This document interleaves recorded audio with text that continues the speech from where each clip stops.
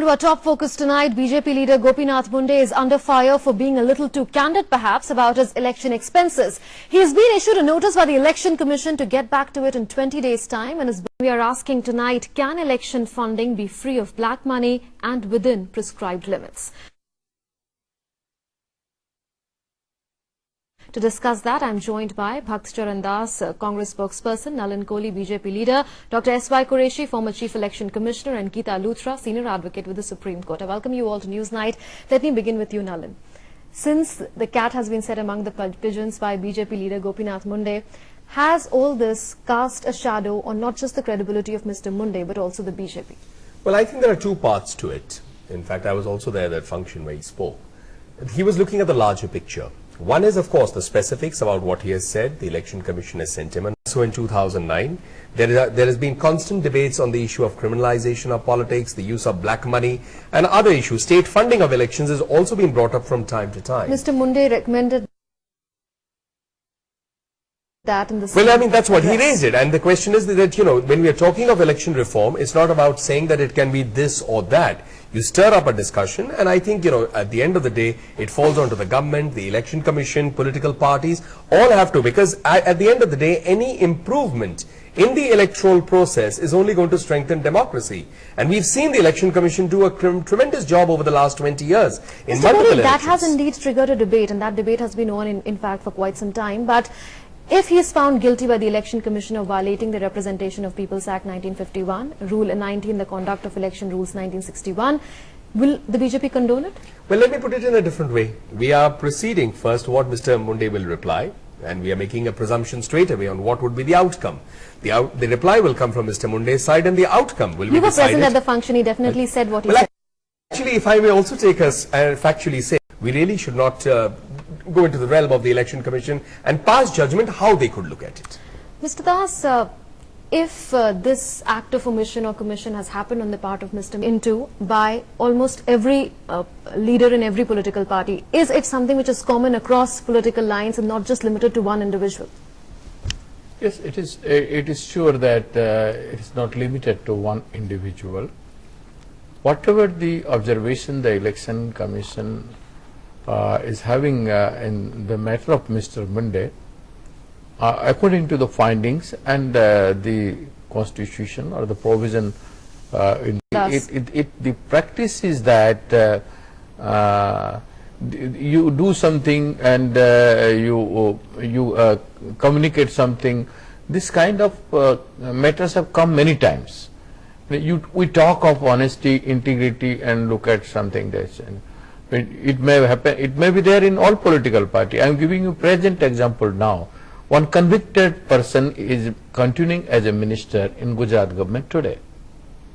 So, how far it is moral that we are observing such kind of ministers and we are not removing them? Who is the convict you are referring to? Mr. Bukharia has been convicted by the court, but in spite of a lot of things, he is not being removed. But here what we are talking about is the need to bring transparency in the way political parties function. It is necessary to bring transparency. Are funded and the election expenditure incurred. Managing money and matching the election.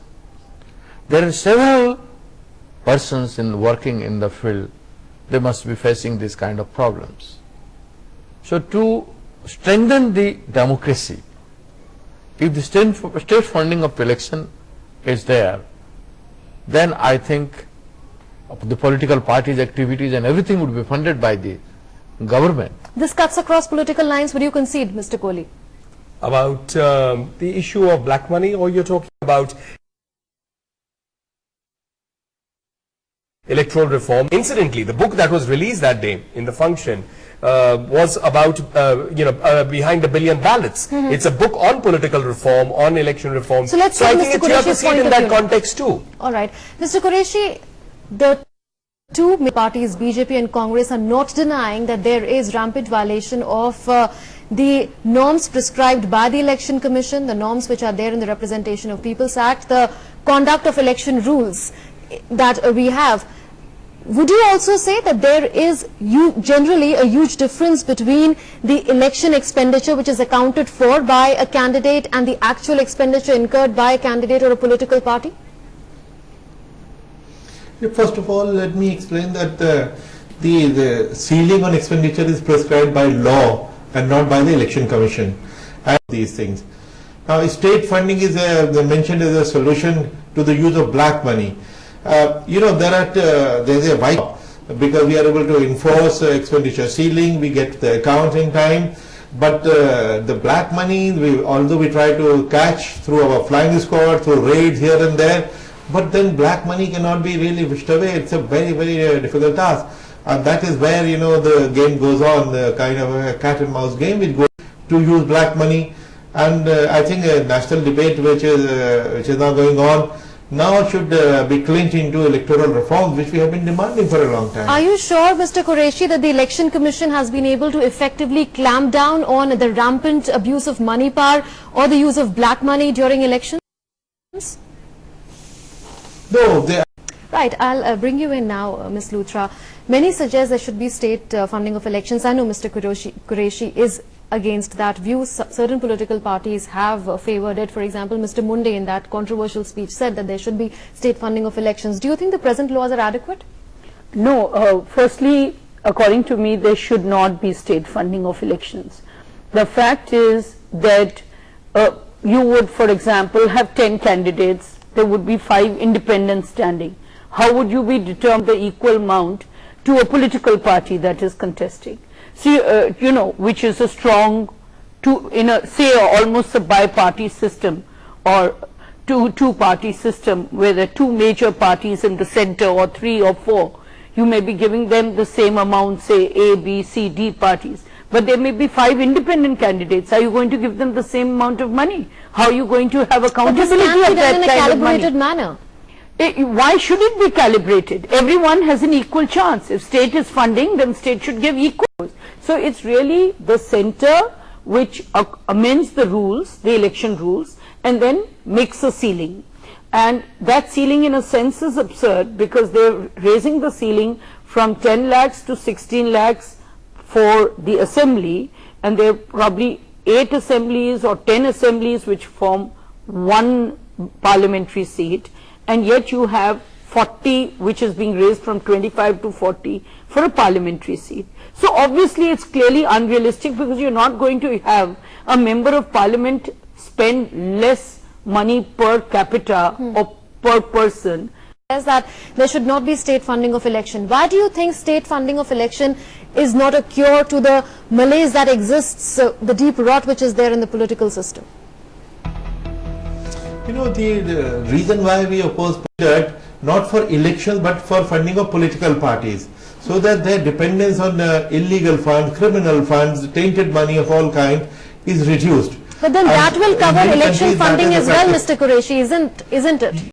Now then, at least 2 organizations, one is a parliamentary committee which gave its recommendations in 1998, and 1999 the Law Commission also recommended that there should be state funding of elections, but it should be done in a gradual manner. What is the BJP stand on this? Well, actually, I'd like to point out that we also internally in our party, when Mr. Gadkari was the president a couple of years ago, had made a specific committee proposing how we can go about election reforms. So it's not that the BJP has not been applying its mind, and it's therefore in that context also internally there's been discussions going on from time to time. We've had a committee. Mr. Munde has raised also a point in that context. So I think that, certainly we favor electoral reforms and we'd like to see it happen. Now the question of how it would be done, whether you're looking at it from a manifesto perspective, something that eventually we would disclose when that time comes. But today, if there is any move regarding election reforms, electoral reforms by the government, other political parties with the Election Commission, certainly the BJP is going to contribute to that and look forward to it. Right, it's been over 60 years since independence, but no dispensation at the center has thought of regulation of political parties or state funding of political parties. Why is that the case, Mr. Das? No, series of time this thing has arisen. Many times the academician or the and the political parties, leaders of parties by the state, they spoke that there was the constitutional power to the Lokpal. Parliamentary committee has already recommended it. The Law Commission too has recommended it. Now the Law Commission is again saddled with the same issue. It is asking for people's views on this. No action has been taken. I don't think enough has been done for the electoral reforms so far.